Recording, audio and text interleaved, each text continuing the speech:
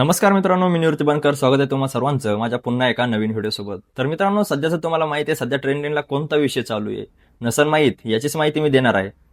परंतु आता सध्या न्यूज बघा, हेडलाईन्स बघा, सगळं काय बघा तुम्ही, एकीकडे तुम्हाला दिसेल जालनामध्ये धनगर समाजाचा विराट इशारा मोर्चा हा देखील पार पडला. पण हा विषय बाजूला, अजून दुसऱ्या काहीतरी न्यूज दिसत असेल, काही रील्स दिसत असेल, त्या म्हणजे पवन करवर.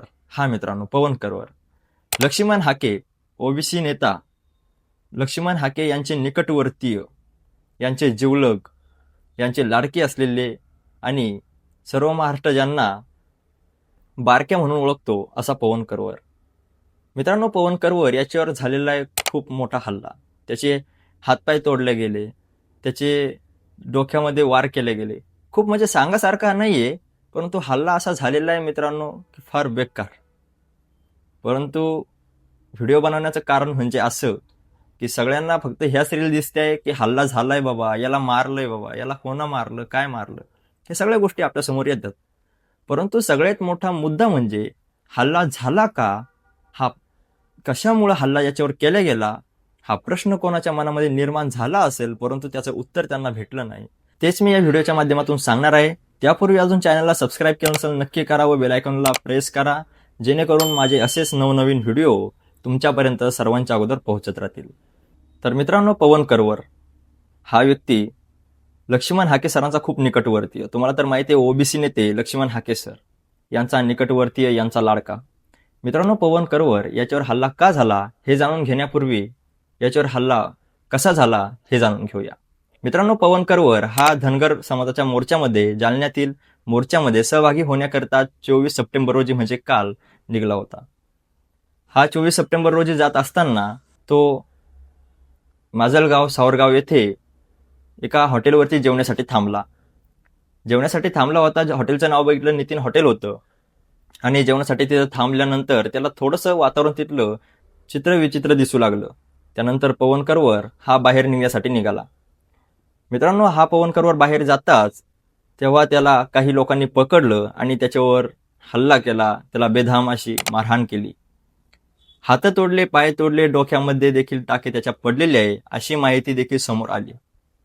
मित्रांनो, पवन करवर हा याच्यावर एवढा हल्ला झालाय, परंतु हल्ला होण्यामागचं कारण काय, तर असं विचारल्यानंतर लक्ष्मण हाके यांनी सांगितलं न्यूज समोर की पवन माझ्यासाठी एकनिष्ठ होता, माझ्यासोबत राहायचा, हा माझ्यासाठी ओबीसी समाजासाठी भाषणं द्यायचा, आणि हे काहींना खटकलं आणि त्यांनी मारहाण केली, त्याची बाकी चुकी काही नव्हती. परंतु असं लक्ष्मण हाके सर सांगतायत. परंतु आपण मित्रांनो बघतोय, इंस्टाला सध्या एक रील व्हायरल होतीये, त्याच्यामध्ये पवन करवर हा काहीतरी बोलतोय, नंतर एक हिंदुस्थानी भाऊचा डायलॉग येतो की रुको जरा सबर करो.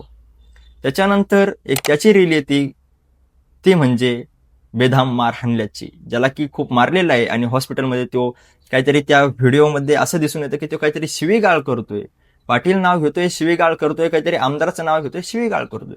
आणि त्यातच लक्ष्मण हाके यांना विचारल्यानंतर लक्ष्मण हाके यांनी सांगितलं की याला मारणारे दुसरे कोणी नसून विजयसिंह पंडित यांचे कार्यकर्ते होते, ज्यांचं की नाव होतं नितीन जगताप व प्रवीण जगताप, असं त्या कार्यकर्त्यांचं नाव होतं, आणि यांनीच त्याला बेधाम मारहाण केलेली आहे असं देखील लक्ष्मण हाके यांनी मीडियासमोर सांगितलं.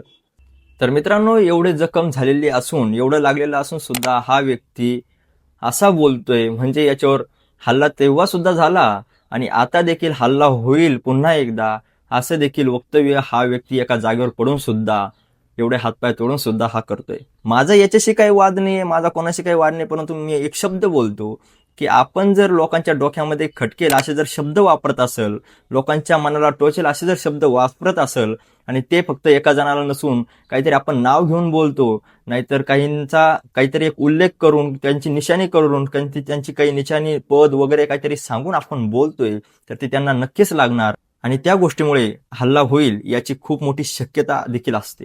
तर मित्रांनो, तुम्हाला काय वाटतं, पवन करवर याच्या अशा वक्तव्यामुळं, अशा या बोलण्यामुळेच याच्यावर हल्ला झाला का? तुमचं मत कमेंटमध्ये नक्की सांगा. व व्हिडिओ आवडला असेल तर लाईक करा, चॅनलला सबस्क्राईब करा, बेल आयकॉनवरती प्रेस करा, जेणेकरून असेच माझे नवनवीन व्हिडिओ तुमच्यापर्यंत सर्वांच्या आधी पोहोचत राहतील. चला तर भेटूया पुन्हा एका नवीन व्हिडिओसोबत.